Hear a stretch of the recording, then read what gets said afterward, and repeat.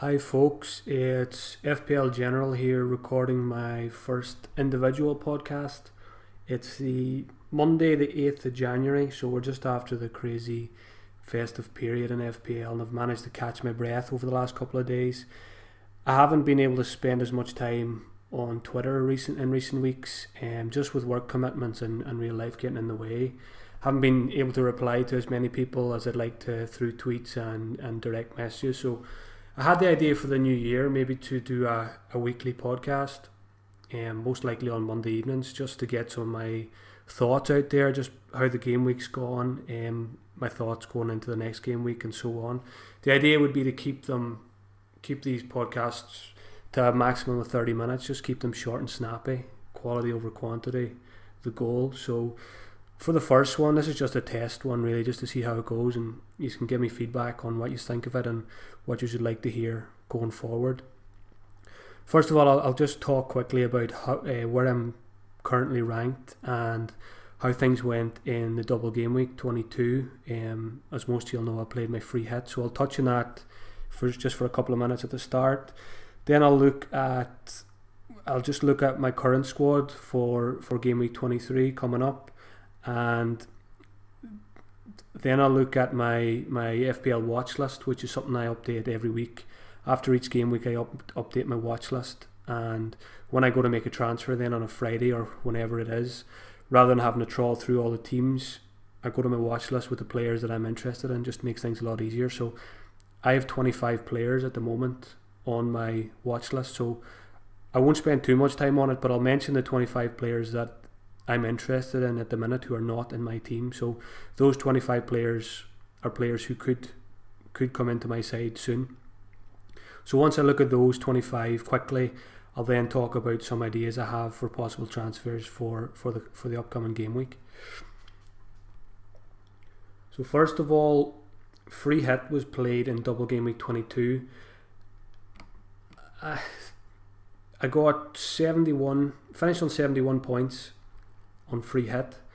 If I didn't use it, I would have ended up on 48. So I ended up 23 points better off for playing my free hit.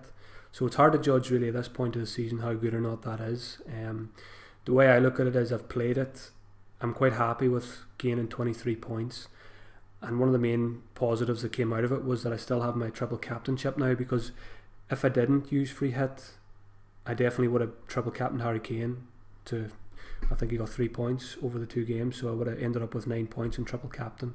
So I'm happy that I still have that for the later part of the season, which I'll most likely play in a double game week down the line. So free hit is it's played. I'm relatively happy with it. I'll probably do more analysis on it towards the end of the season and compare it to how other people have done, maybe in blanks and doubles and things like that. But as I say, I'm happy with how it went.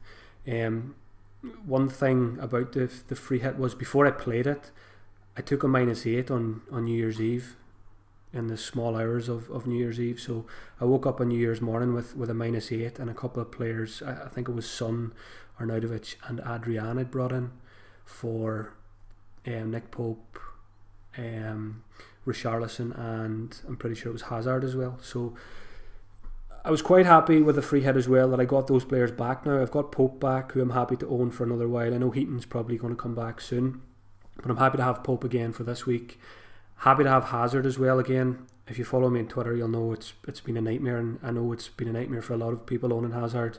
Once we got him in, he's just trolled us, and then I had him for about 4 weeks, he done nothing, and then I got rid of him on the free hit, and of course he gets 10 points. So just it's so predictable, it's not even funny. So I've got him back now. I'm quite happy to have him back though. As I say, if I didn't play free hit, I would have got rid of him in the -8. So I'm quite happy to have him back now, and I'm more than likely going to keep him for another couple of weeks, and hopefully he comes good for me finally. So lastly, on the free hit, when I played it, I was ranked 8,120th, and the 71 points brought me up to 3,531st. So that's where I'm sitting currently, 3,531. So very happy with that at this point of the season, with the second wildcard to play, as well as triple captain and bench boost. So what I'll do now is I'll quickly, just before I mention the players on my watch list, I'll give you my current 15, my current squad. So this is how I'm currently set up for game week 23 before I make any transfers. Nick Pope's in goal, away to Palace, so pretty happy to play him in that one. I've got a double Chelsea defence. I've got Christensen and Alonso. I've got Lewis Dunk, who's got West Brom away, and I've got Ogbonna, who's away to Huddersfield. So fixtures are not too bad. So 4 at the back at the moment. Then in midfield, it's Hazard, Richarlison, Mo Salah and Sterling. So pretty strong midfield. I know Richarlison has gone pretty quiet. I think it's 10 games now without a goal, but from what I've seen of him recently, he's still been passing eye test for me. I know the attack and returns aren't there, but I've still got faith in him to deliver over the coming weeks. Got Southampton at home this weekend, so I'm definitely going to keep him for that. It's a good fixture. Southampton have been awful, and Richarlison's had his rest now in the FA Cup. I'm pretty sure he only played about 20 minutes or something off the bench, so he should start against Southampton, and I'd be confident of getting something from him. So that's the 4 in midfield, and then up front I've got Harry Kane. Captain's armbands on him at the moment. It's a tough game week coming up for captains, but at the moment I've got it on Kane against Everton, and more than likely, no matter what transfers I make, Kane will probably hold on to the armband this weekend. And beside him it's Firmino. So we haven't got any news yet. This is Monday evening I'm recording, so there's no news on the Hallgate Firmino affair since the weekend, so there's accusations of possible racism for Firmino, so we need to wait and see how that plays out. If it turns out Firmino does have a ban, that is obviously going to affect my transfer plans, but at the minute I've got Kane and Firmino up top, and I'm pretty happy with Firmino at the moment as long as he is allowed to play this weekend. Bench is not very strong. I've got Elliott, who is injured. I've got Loftus-Cheek, who seems to have some kind of mysterious injury as well. He wasn't involved in the FA Cup tie tonight either, so I don't really know what's going on there. Calvert-Lewin, who a couple of weeks back I ended up going for Glenn Murray instead of Calvert-Lewin, which didn't work out. Then I went Murray to Calvert-Lewin, which also hasn't worked out. So the third striker spot has been an absolute nightmare this season.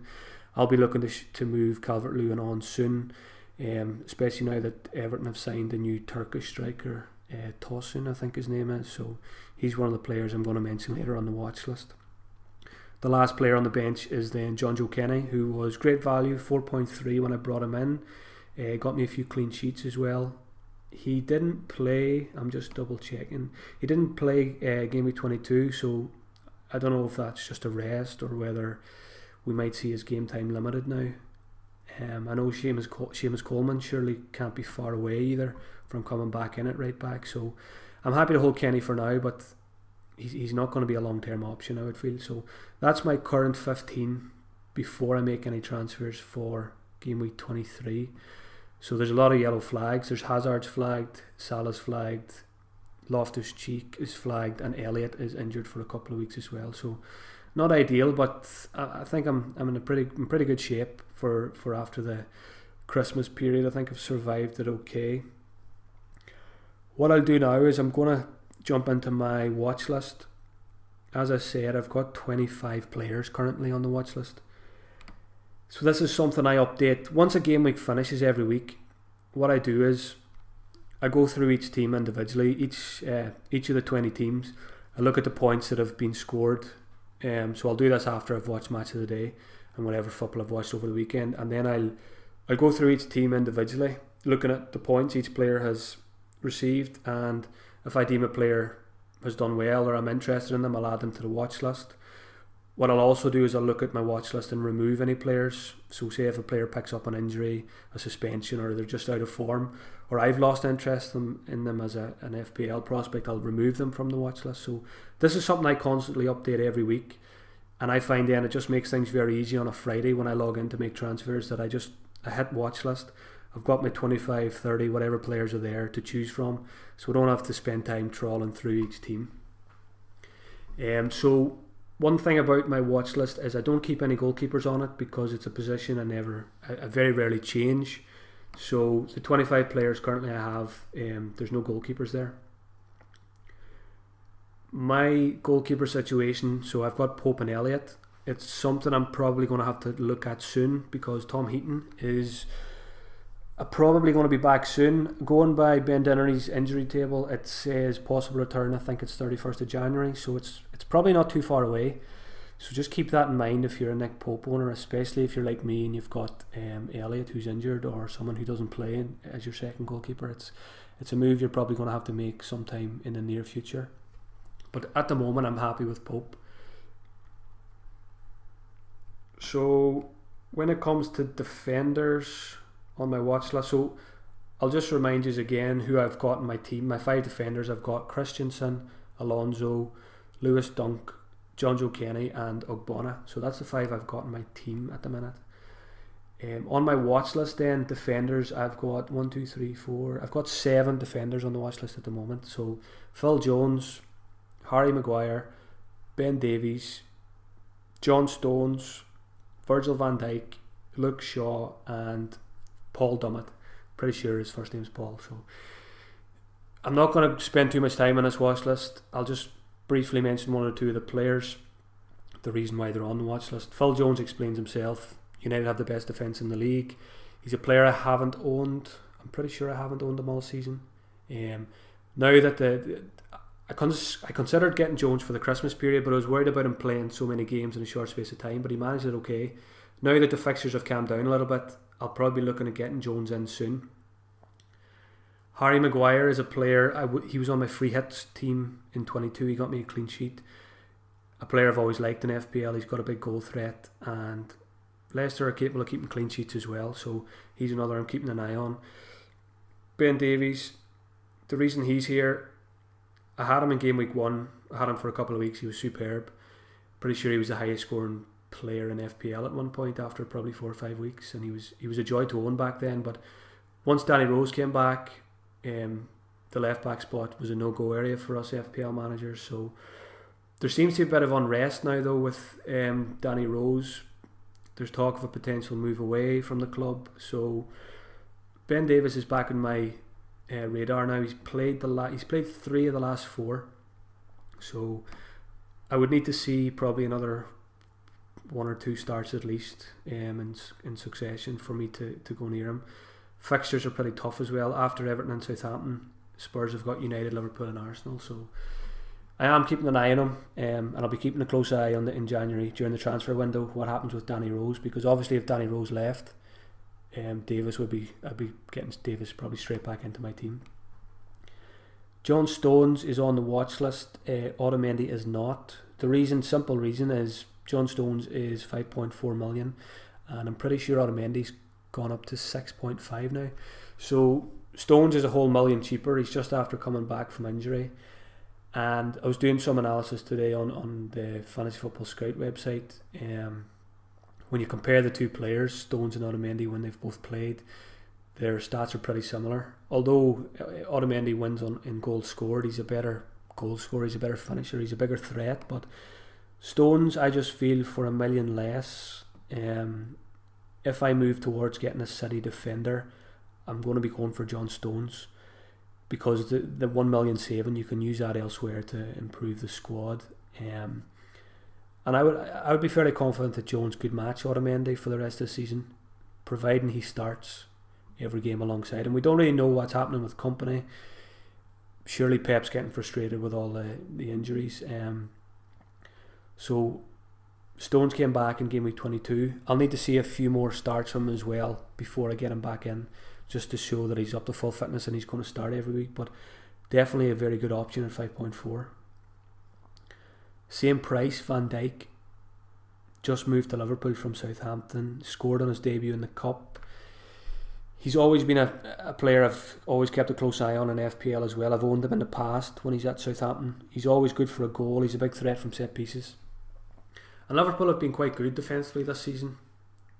We associate Liverpool with being very shaky at the back, but they've actually been I think they've got around something like 10 clean sheets now, which is right up there with the others. I know United have more, City might have more as well, but Liverpool are right up there for clean sheets this season, and Van Dijk is only going to help that.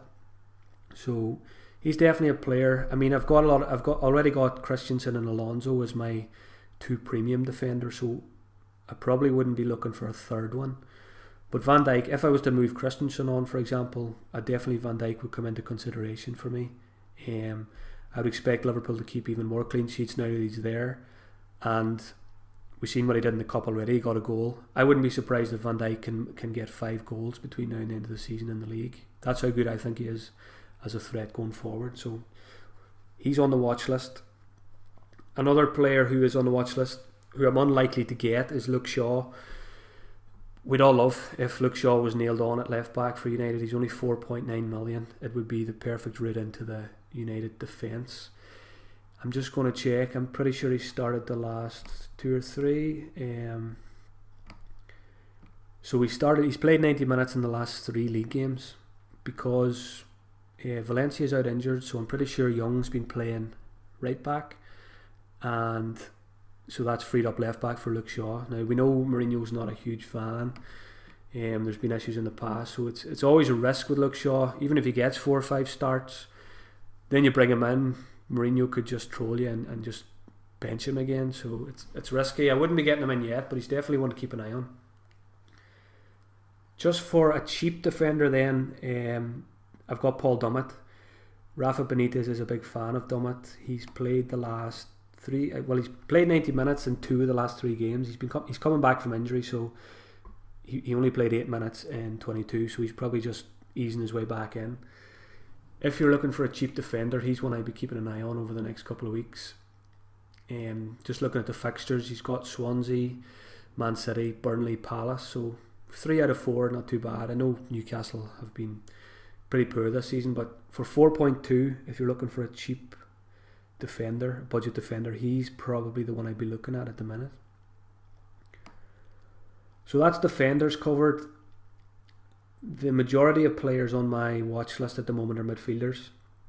So again, the 5 midfielders I currently own are Hazard, Salah, Sterling, Richarlison and Loftus-Cheek. So more than likely I'm going to be keeping Hazard, Salah, Sterling and Richarlison for at least another week or 2. Definitely Salah and Sterling are not going anywhere. The only reason that I might part with Hazard is if Firmino gets a ban. I'd like to go down the Aguero route, so Hazard might be the make weight in that move. But again, we'll just wait and see what happens. If Firmino doesn't get banned, I'm quite happy just to keep Hazard, because especially if Sanchez moves to City, I think that's going to negatively affect Aguero's minutes. There's talk today again of Jesus being ruled out for longer than what has been said. So if it happens that Sanchez moves to City, which I do expect to happen this month, I'd probably avoid Sanchez and Aguero then, because I would expect both of them to share minutes. I would expect Sanchez to play up front in the lone striker role with Aguero on the bench at times. So it's back to Pep rotation. You don't really want it. So the only City player I've got at the moment is Sterling, who's been pretty nailed on. I think he's got 9 starts in the last 10 or something like that. So the likes of Sterling and De Bruyne are probably safer bets than the likes of Aguero and Sanchez if he moves there. So we'll see what happens with transfers and as well with Firmino. So midfielders, I'll list them out first of all. So the midfielders currently on my watch list: Kevin De Bruyne, Mahrez, Eriksen, Son, Lingard, Choupo-Moting, Pogba, Sadio Mane, Zaha, his teammate Milivojevic, I hope that's right, Arnautovic and Lallana.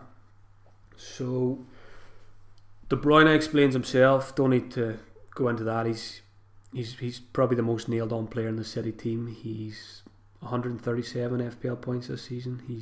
If you can afford him, he's a superb option. Mahrez has been in superb form. One of my regrets on my free hit was not including Mahrez. When I activated free hit, I activated it at about 10 to 11 on New Year's Day. So I had about 40 minutes to put a free hit side together, and I was pretty hungover. And for whatever reason, I put in Maguire. I didn't even look at Mahrez, and someone sent me a tweet after the deadline, and they said surely you should be looking at taking Alonso out and putting in Mahrez. What I did was, it was about 25 past 11. I had about 5 minutes to go. I didn't look at taking out Alonso. I did look at I had Otamendi in my free hit squad, and I looked at taking out Otamendi to fit in Mahrez, but financially it just wasn't working and I ran out of time, so I just ended up going with Otamendi. Didn't go with Mahrez, and of course Mahrez got, I don't know what it was, 14 or 15 points or something like that, so free hit could have been even better if I had have included Mahrez, but I'm not going to cry too much about that. In my eyes, free hit went pretty well for me, so there's no point dwelling on what could have been. The one thing I will say is, once I knew Mahrez had the points, a good points tally, watching the Man City game when Otamendi conceded, it was pretty painful. So Mahrez, there's a lot of talk as well about him with possibly moving away from Leicester during the January transfer window, so that's enough reason for me to avoid him.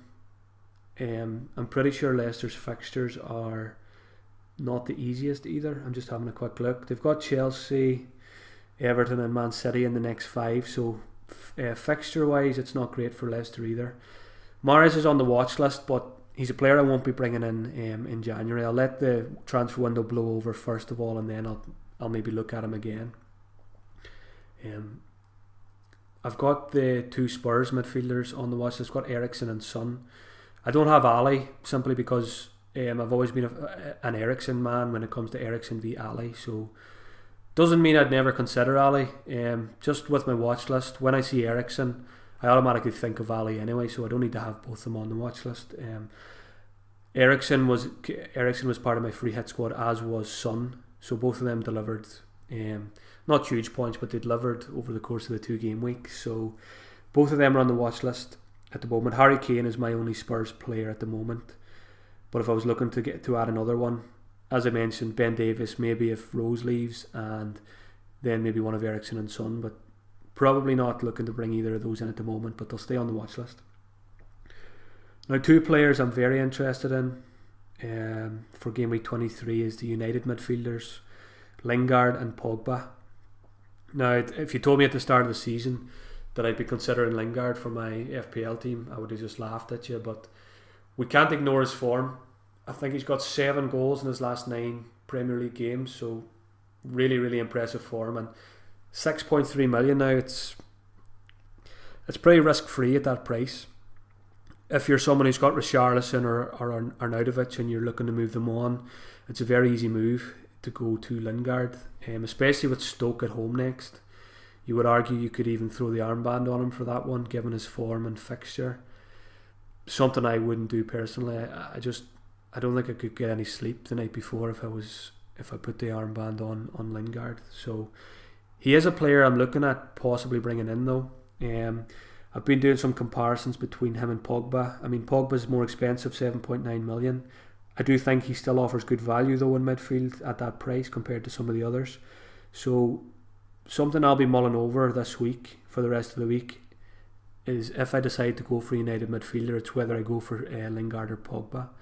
I feel a safer move is probably going with Pogba, but it's just the cash saving on Lingard. It's so attractive. I mean, 6.3 million. You're saving what? About 1.6.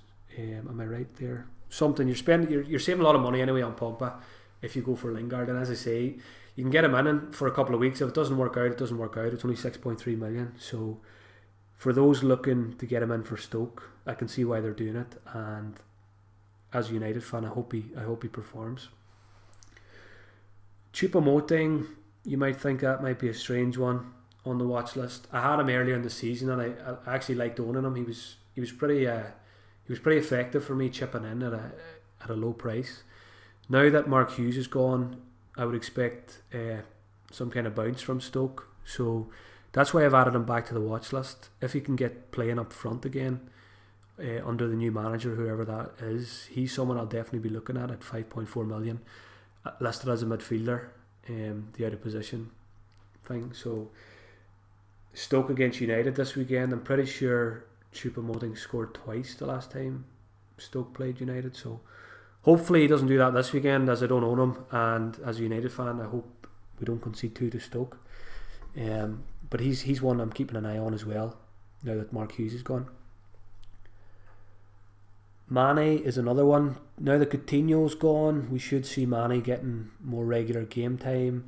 He's been off the boil a little bit this season, and when I've seen him in recent weeks, he's been pretty atrocious in front of goal when it comes to shooting. I caught a couple of minutes of the FA Cup game at the weekend, and every time I looked at the TV, Mane was firing a shot wide or over the bar. But he scored in game week 22. Hasn't played 90 minutes since game week 16. But as I say, now that Coutinho's gone, I'd expect Mane to step up again and get more game time. So 9.3, it's a little bit expensive. I'd probably need to see a bit more form from him before I go with him. And again, I've already got Salah and Firmino, so I'm not looking to treble up on Liverpool at the moment. But if you don't have double Liverpool, Mane definitely is a good option now that Coutinho's gone. And he's only owned by 7%, so he could be a really good differential for the coming weeks. I've got 2 Palace midfielders on my watch list. I don't really know why I have 2 Palace midfielders on my watch list, but I do. I've got Zaha. I've always been a fan of Zaha in FPL. I think he's good enough to play for a bigger club. So he's been quiet though. He hasn't scored since game week 18. 4 goals, 3 assists this season, which is not superb, but he is a player I like, and when he hits a bit of form and he's got some decent fixtures, he's always someone to look at. 6.9 million. He's, again, if you've got a Richarlison or a Arnautovic, and if you're losing patience with those kind of guys, or Arnautovic is injured for a couple of weeks, Zaha is one to consider. The other Palace midfielder I've got on the watch list is the guy who starts with M, plays midfield, takes penalties, Milivojevic, I think that's how you say it. I actually brought Milivojevic in on my free hit. He was my first sub, just because I filled my bench with cheap players. He was 4.6, and of course he went and scored and got 10 FPL points, but he stayed on my bench as first sub. I mean, I can't really be upset about that because I was never going to start him in a free hit squad. But Loftus-Cheek has been frustrating recently. He hasn't been playing. If we get news that Loftus-Cheek is going to be out for a while, it's an easy switch to his teammate who takes penalties at 4.6 million. You can just use him as a first sub, a second sub, and there's always a chance of him getting points when he's on penalties. And I'm pretty sure game week 22, I'm pretty sure he actually scored from open play. I'm just trying to remember. I think it was match of the day. I've seen him scoring late on from open play, so it's not just penalties that he's capable of scoring from. So 4.6 million for a 5th midfielder, he's a very good option. Arnautovic is on the watch list. He was in my free hit squad, so he obviously missed the second game of the double game week, and we don't really know what's happening injury wise with him, but since Moyes came in, he's been very impressive, and he's definitely someone I'll be looking at when we find out he's fit again. The last midfielder I've got is Lallana. Just come back from injury. Coutinho's gone, so again, like Mane, Lallana's a player who we could see stepping up in the coming weeks. Probably going to take him a while to get up to speed, so I wouldn't be getting him in just yet. I want to see him getting some 90 minutes under his belt, and probably some attacking returns as well. So he has been a very good fantasy asset in the past. Last season he got around, I think it was 8 goals. Yeah, 8 goals, 7 assists, so pretty good return for someone who's priced at 7.3 million. So definitely one for the watch list. I'm not going to spend too much more time on this. It's strikers now. So my current strikers are Harry Kane, Firmino and Calvert-Lewin. So obviously I'm not happy with Calvert-Lewin. Probably something I'm not going to fix just yet, but I will be looking to move him on soon. So Kane stays. Kane's been in my squad all season. I've never considered selling him. I just think he's the best striker in the league, and I want the best striker in my league. I want the best striker in my fantasy team every single week, regardless of form, fixture. I'm a big believer in Harry Kane, and he produced the goods with his back-to-back hat-tricks recently when a lot of people were selling them, so I was obviously very glad I had him for those. Lots of people sold him, and they had good reason to sell him as well. There was what can I say? There was scope there to sell him, to spread the funds around the team. people are very quick to criticise people who sold Harry Kane before his hat-tricks, but just going by some people on Twitter who did sell Harry Kane, they filled their squad with some very good players, the likes of Coutinho and Firmino and things like that. In the end, I mean, they might even have ended up on more points than they would have if they kept Kane. So we shouldn't really jump the gun and criticise people for selling Harry Kane when he did well, because not everyone was negatively affected by that. A lot of people still got, you know, green arrows over that period and things like that. So I'm not going to get into it too much about people criticising folk on Twitter and things like that, but just think of the bigger picture before you jump down someone's throat.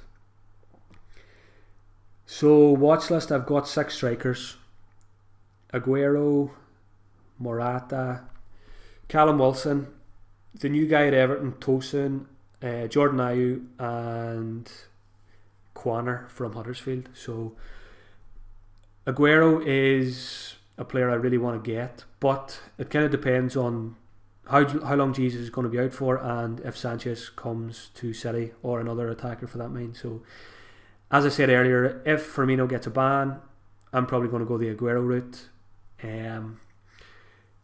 I mean, I brought in Aguero for free on free hit. He got me a goal. He probably could have had more. He missed a lot of chances in that game, so I was kind of actually disappointed with 6 points from Aguero against Watford. But again, I won't complain too much. So he's a player. He's probably the highest on my watch list at the minute in terms of players I want to get in. I've got Morata on the watch list, but I've already got 3 Chelsea players, so probably won't be looking to bring him in. I had a choice to make a couple of weeks ago. I wanted to treble up on Chelsea for their good fixtures. I had a choice of going for Alonso or Morata, and I'm glad I went with Alonso. I just wanted the player I just fancied the player he's basically playing it up front these days for Chelsea. You know, he's getting more shots than Hazard. He's taking free kicks. He's getting in the box.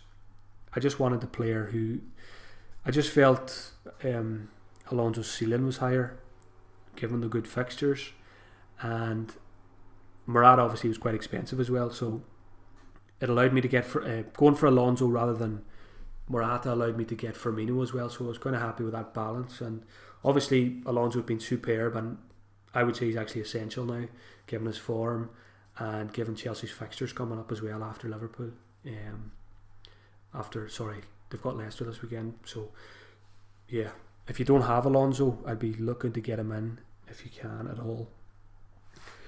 Quickly mention some of the others. New Everton striker, he's come in at 7.5 million, so I wouldn't be getting him in until I see him in action. But definitely we've been lacking a striker at that price point. So 7.5 million, if he can hit the ground running, we're going to see a lot of managers jumping on him, and I'll probably be one of them if he can get a goal or two in his first couple of games. Callum Wilson is another player I've always been a fan of, but more than likely I won't be bringing him in. I'm just keeping an eye on him. If he can, he's got 2 goals in his last 3. If he can maintain that and bang in a few more goals, I'm more likely probably to look at him. But 5.7, he's probably the best at that of the sub 6 million strikers in my opinion at the moment. Ayew's another player. It's the Swansea Ayew, Jordan Ayew. So he's impressed me in recent weeks. He's passed the eye test. I think he's got 2 goals in his last couple of games as well. Just double checking. He's got 2 in his last 4. He's hit the post. He's hit the bar as well. He's been unlucky, so he could have had even more. 5 million. If you're looking to move Calvert-Lewin on, Ayew's definitely a player to look at as an option. Frees up some funds as well. Quaner is on the watch list mainly because he's 4.6 million, and if I wanted to move to improving my midfield and going down a 3-5-2 route, Quaner would probably be the one I'd bring in as an enabler. So he would just sit on my bench every week, and then I would improve Loftus-Cheek so that I would have 5 good midfielders that I could play every week. So that's the reason he's on the watch list. He's an injury doubt now as well, so again I probably wouldn't touch him this week. So that covers. I probably went on a bit longer than I would like to, but because it's the first time I'm doing it, in future I probably won't spend as much time on the watch list because some of the same players will be there and I won't repeat myself every week. So What I'll do now before I wrap things up is just talk you through some of my ideas for Game Week 23 transfers. Now, it's only Monday, so I'm not really thinking too much about things. A lot can happen between now and Friday, especially that the transfer window's open. So if one player moves, you're going to have a knock-on effect for the other players, the team he's moving to, the team he's leaving. So always take that into consideration when you're looking at your FPL team. We've got Carabao Cup midweek as well, so some of the big teams are in action on Tuesday and Wednesday.